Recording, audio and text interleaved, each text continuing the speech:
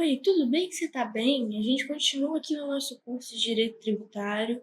Eu continuo sendo a Maísa, você continua sendo meu querido aluno ou aluna, e a gente está aqui hoje para aprender sobre ICMS e IPI. E é o que eu falei desde que a gente começou a estudar os impostos em espécie, tá? Gente, o negócio é o seguinte, a gente vai falar hoje sobre ICMS e IPI, sempre lembrando que existem legislações específicas sobre todas essas matérias. Se eu fosse trabalhar isso aqui, eu teria que fazer igual foi o meu professor de Direito Tributário para a segunda fase da OAB, que me cobrou R$ 500, e teria que fazer um mês, uma semana, ele fez 6 meses de aula, né? R$ 500 por mês, tá? Ele fez 6 meses de aula.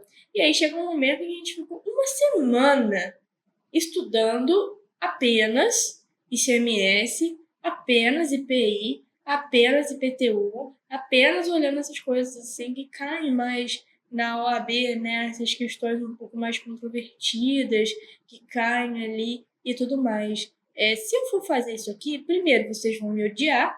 Segundo, não vai adiantar nada, porque não vai dar para todo mundo entender, né? Porque é uma coisa muito específica, a gente foge do nosso objetivo, mas realmente não tem como a gente entrar dentro da legislação específica e ficar lá, linha por linha, analisando.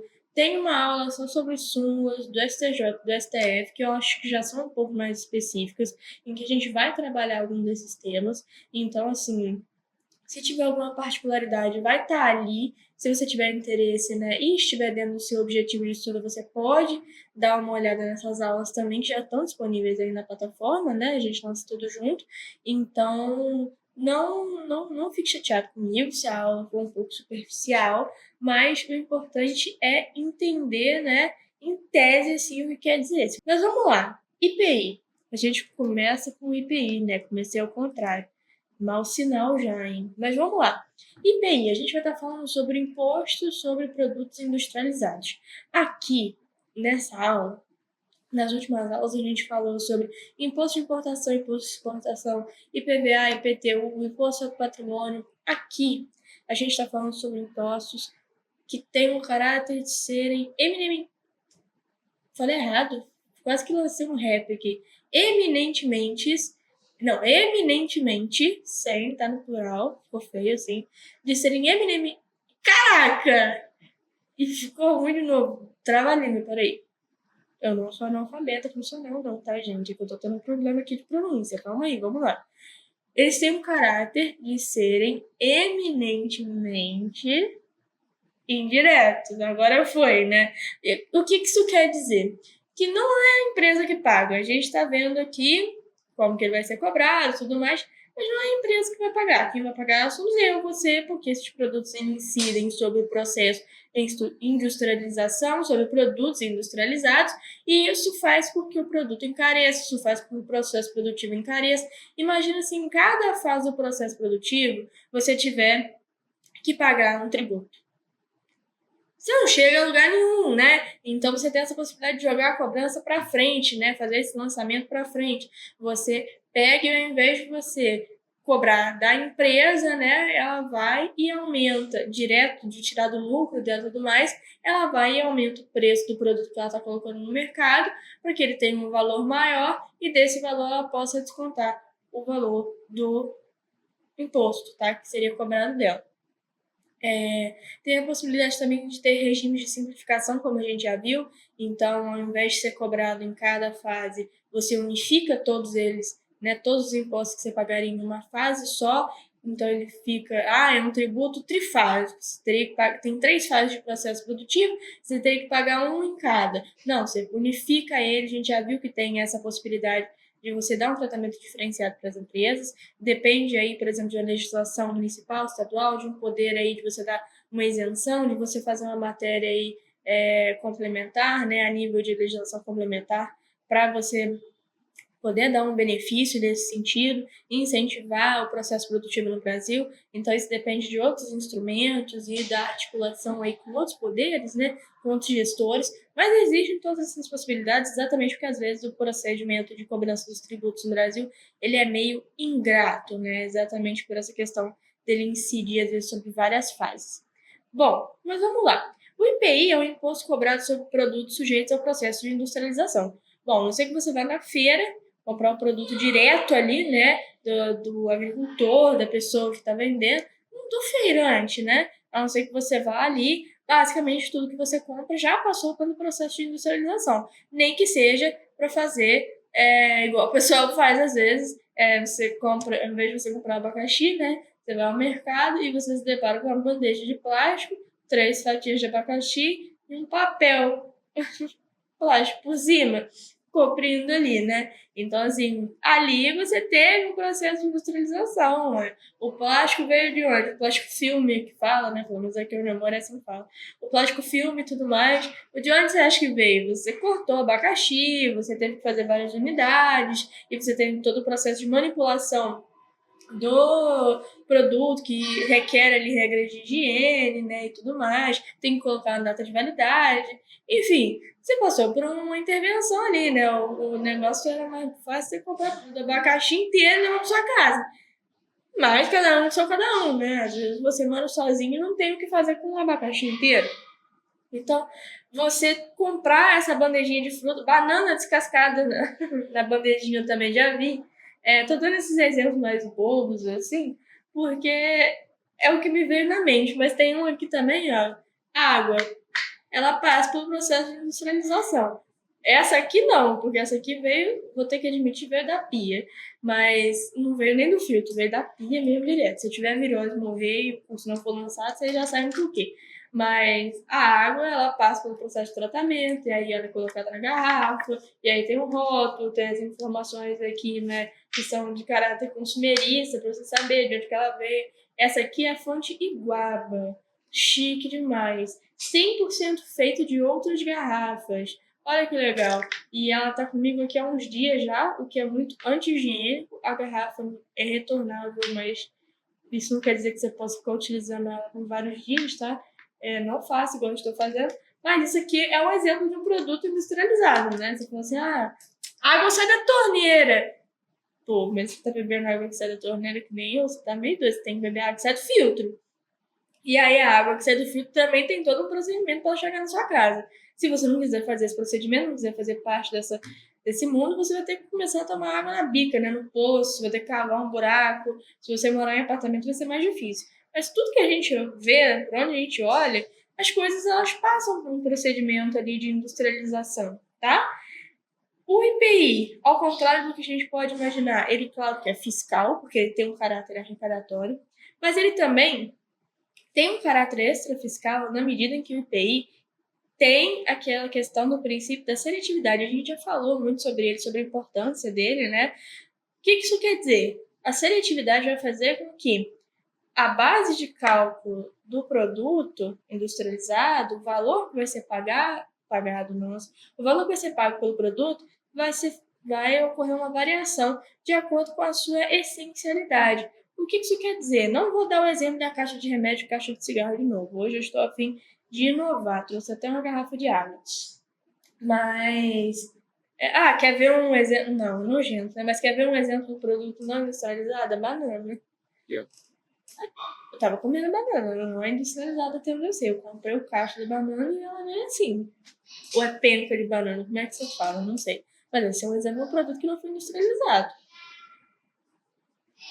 Será? Pensa bem, será que essa banana ela foi cultivada de forma orgânica por um pequeno, né, agricultor? Ou ela foi, né, tem uma fazenda cheia de pé de bananeira e a pessoa que mora lá é um grande fazendeiro e tem o processo ali de você passar os agrotóxicos para o controle de pragas, toda a modificação genética que é feita, né, para a banana ser mais atrativa, mais bonita, né?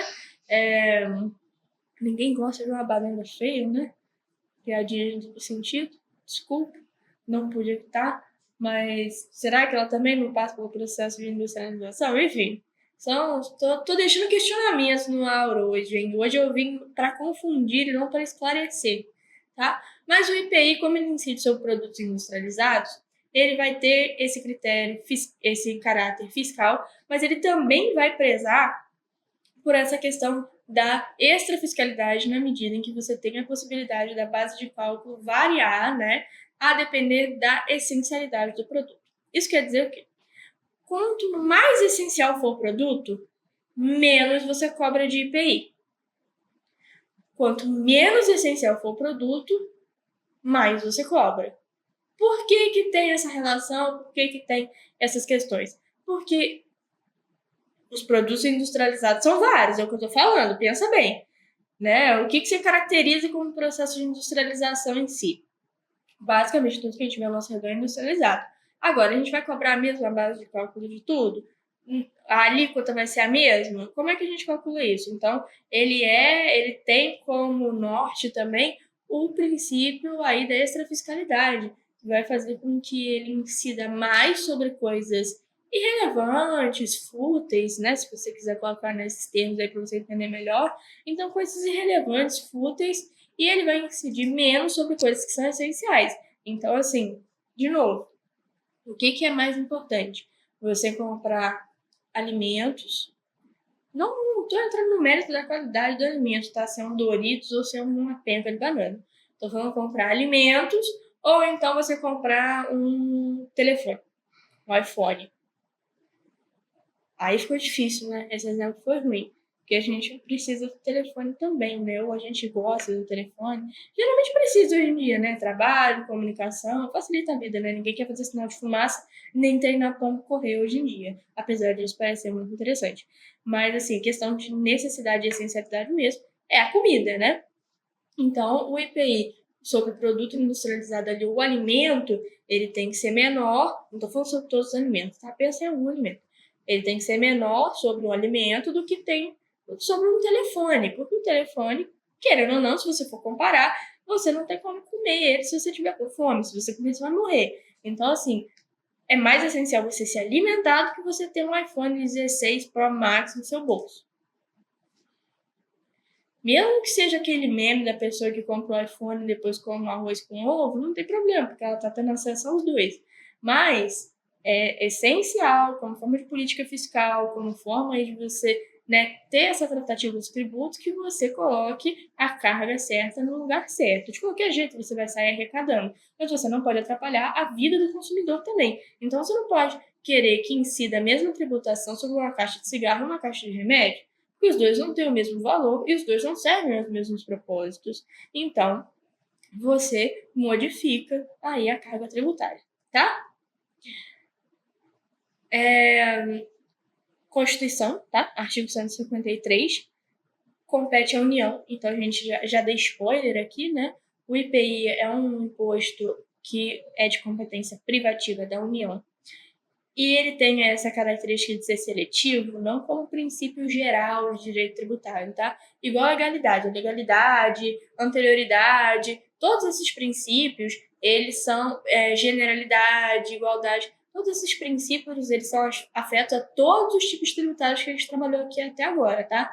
Mas a seletividade, em específico, tá descrita aí no EPI, para você ver como que é realmente uma função extrafiscal de tentativa de você regular essa cobrança do tributo, né? Ele também vai ser não cumulativo, é o que eu falei. Você vai ser compensado, então. Então, assim, você fez uma operação, joga para outra.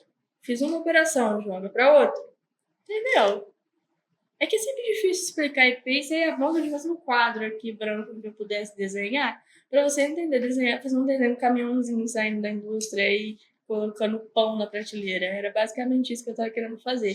Mas a questão é, quando ele fala que ele é não cumulativo, quer dizer que, foi feito o processo de industrialização. E aí você vai cobrar cada uma das fases? Não, porque senão, na hora que você for comprar a farinha na padaria, no mercado, onde é que você compra a sua farinha, tá? Você vai custar R$100 a sua farinha. Não, não é assim. Você não vai pagar, então, em cada uma das fases. Porque se a empresa não tiver dinheiro para pagar a outra fase, o que ela faz? Então, assim, você vai ter uma alternativa de simplificação e não acumulação do tributo, tá? Então, assim, o que for devido em cada operação, você compensa com o que foi cobrado nas anteriores. Entendeu? O regime de compensação pode funcionar dessa forma que eu falei, então eu simplifico tudo propaganda uma vez só, ou então assim, regime de compensação. Para, calma, respira. Não é difícil o que eu tô falando. Talvez a didática hoje não esteja das melhores, mas é porque a gente tá falando de um exemplo no branco aqui, né? No preto e branco. Então, assim, você vai ter que imaginar comigo. Esse exemplo que eu falei aqui até agora é batatinha.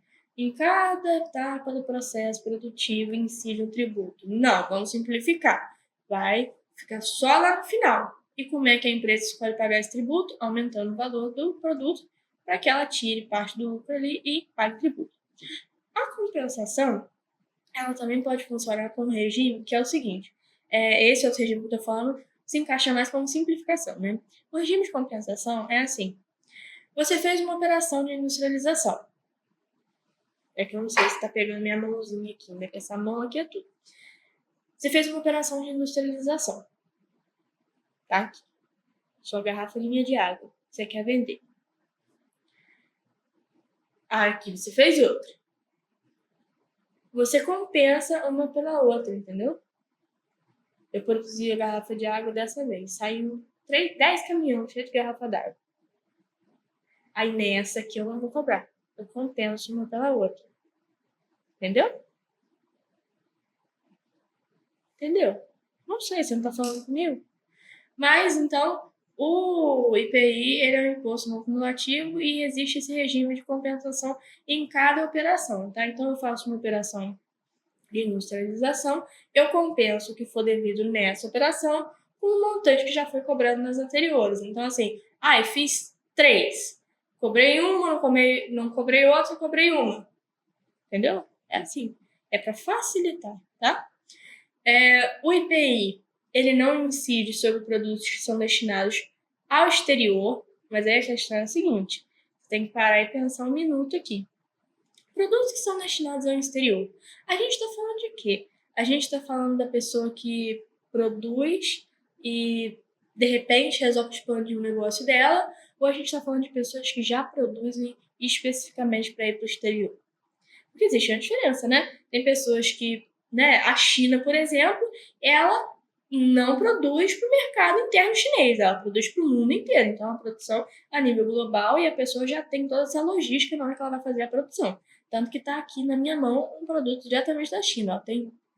Não, na verdade, eu acho que eu sou toda da China aqui, né? O relógio e os 2 brincos são da China. O resto é brasileiro, né? Eu acho, né? Assim, tô falando da carne e do osso. A roupa eu já também não tenho muita certeza. O tênis, principalmente, eu acho que é da China. Mas então são pessoas que destinam os produtos para esse processo de exportação, tá?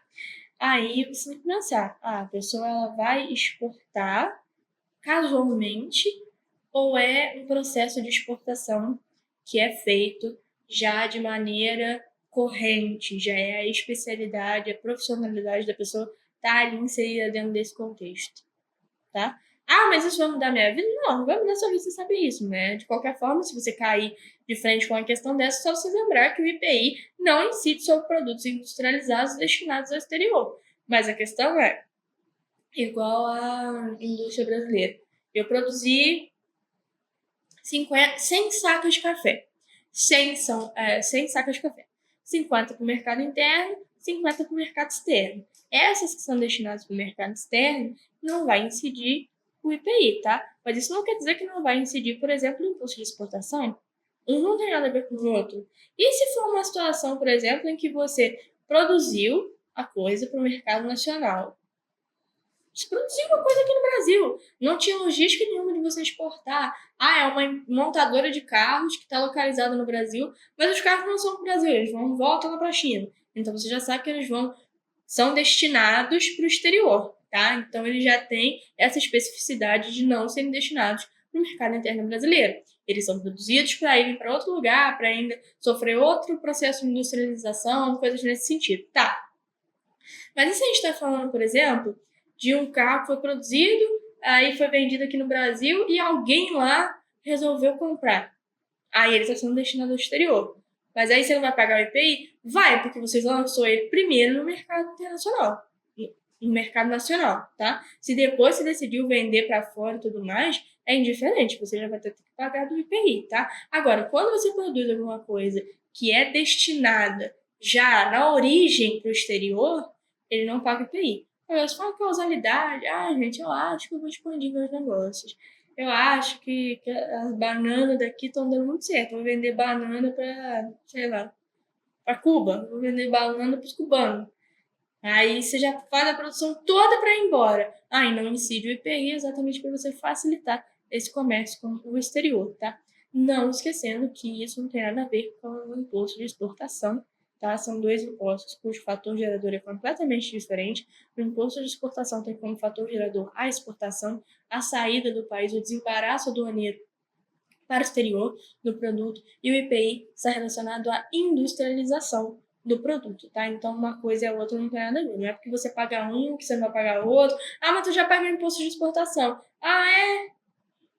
Ah, poxa. Não, todo mundo paga, tá? Mas você eu vou dar um desconto. Não é assim que funciona. Você vai pagar junto com mim, tá? Depois que você já conhece o IPI, você já sabe qual é o seu conceito, sua característica extrafiscal, a questão da seletividade, você vai saber também que ele é não cumulativo, então você tem um sistema de compensação. Paga um, paga outro, paga um, paga outro, para facilitar o procedimento de industrialização. Se você tiver produtos que na sua origem são destinados ao exterior, você não paga o IPI, você vai pagar o imposto de exportação. Agora, se você lança o produto para ser vendido normalmente no mercado nacional, mas você decide, surge uma demanda para você exportar, aí é diferente. Você já vai ter pago o IPI e você ainda tem que pagar o imposto de exportação, tá? Competência, a gente já tinha dado spoiler, né? União, função fiscal, clara, arrecadativa. Tem esse quê de extrafiscalidade também. Nunca existe um tributo que seja puro, assim, né? Não, esse aqui é só extrafiscal, esse aqui é só fiscal, esse aqui é só isso, só aquilo. Não, o direito tributário é muito bonito exatamente por essa integração assim, de informações. Então, ele é fiscal, mas ele tem essa característica extrafiscal e de não cumulatividade. Por isso que existe o sistema de compensação e também porque a gente pode pensar naquela questão de quando a gente tem mais de uma etapa do processo de industrialização, né, mais uma etapa do processo produtivo, você pode ter a cobrança numa etapa e não na outra, ou então você vai compensar, você não vai tirar o pagamento do tributo de lugar nenhum, o próprio consumidor vai pagar. Por quê? Porque você aumenta o valor do produto e daquele valor aumentado você tira a parcela do tributo. Então, do caixa da empresa mesmo você não tirou nada, entende? Então, tem todas as questões que podem acontecer. A base de cálculo é o valor da mercadoria, tá? Considerando o custo da saída do produto do estabelecimento. Ou seja, já viu o caminhão na estrada? Se você não viu, você não mora no Brasil. Ou então você mora em algum lugar muito esquisito. Porque onde você vai, cara, tem caminhão. Então, assim, o custo do produto industrializado não é só o do processo de industrialização. É também o da distribuição para que ele chegue nas prateleiras dos lugares. Então, você tem que considerar isso também, porque isso também é um custo operacional da empresa. Isso também é um custo operacional do processo de industrialização. Não adianta nada você fazer o produto, tá lá embalado, ensacado bonitinho e ficar ali na empresa. As empresas são no meio do nada, ninguém sabe onde eu fico. Eu vou lá pegar, eu tenho que ir lá em Cataguases, eu tenho que ir lá em São Paulo pegar a saca de pão Plus Vita que eu quero comer. Não. Eu tenho que me esgueirar lá no Rio de Janeiro, nos bairros que eu nunca vi, para pegar. Não, claro que não. Eu vou ficar na minha casa e no dia que eu quiser eu levanto e vou no mercado. Não é assim que funciona? As coisas não chegam, são distribuídas, igual a mercadoria no correio? Então, isso tem um custo. Então, o custo do IPI é o valor total da mercadoria, considerando também esse deslocamento que faz parte do custo, tá? O lançamento é por homologação. Não preciso mais. Eu preciso, fala pra mim, no fundo do meu coração. Você perdeu as últimas aulas? Se você perder, você volta lá que eu vou te bater. Ameaça crime, pode ir lá na delegacia falar que eu ameacei te bater, porque eu vou mesmo. Eu preciso te explicar aqui o lançamento por homologação. Você paga e depois a entidade administrativa fala, tá, que não tem como você esperar ela lançar de ofício. Como é que a entidade tributária vai saber quanto que custa o seu produto? É ela que vai botar preço no seu produto? Aí acabou o livre mercado, né? É declaração. Você vai declarar quanto que custa o produto, você ainda tem que, antes de vender, você ainda tem que esperar uma confirmação da entidade tributária que você declarou tudo certo? Não. Você solta a língua que você quer vender pelo preço que você acha que você tem que vender, considerando que você vai colocar ali também o lucro, tudo mais. Então, assim, eu paguei R$ 5 na garrafa de água. Olha, eu vou te falar que ela custava 2. O resto aí é tributo e lucro. Então, assim, você joga lá o preço e a entidade tributária fala, tá, é isso. É R$ 5 a garrafa de água? É. Esse é o meu produto industrializado que eu estou lançando no mercado, com esses R$ 5. Tá. Ah, eu tirei desses R$ 5, 2 é lucro meu e 3 é para pagar você, tá? Tá. Batendo as contas, tá tudo certo, tá? O fator gerador é a saída do produto do estabelecimento de produção, tá? Essa questão do desembaraço aduaneiro é quando você quer exportar para fora, tá? Aí você tem que passar pela alfândega. Imunidade dos produtos que são exportados, você não paga o IPI, sempre lembrando daquela questão que eu falei, mas eu produzi para o Brasil e agora me chamar.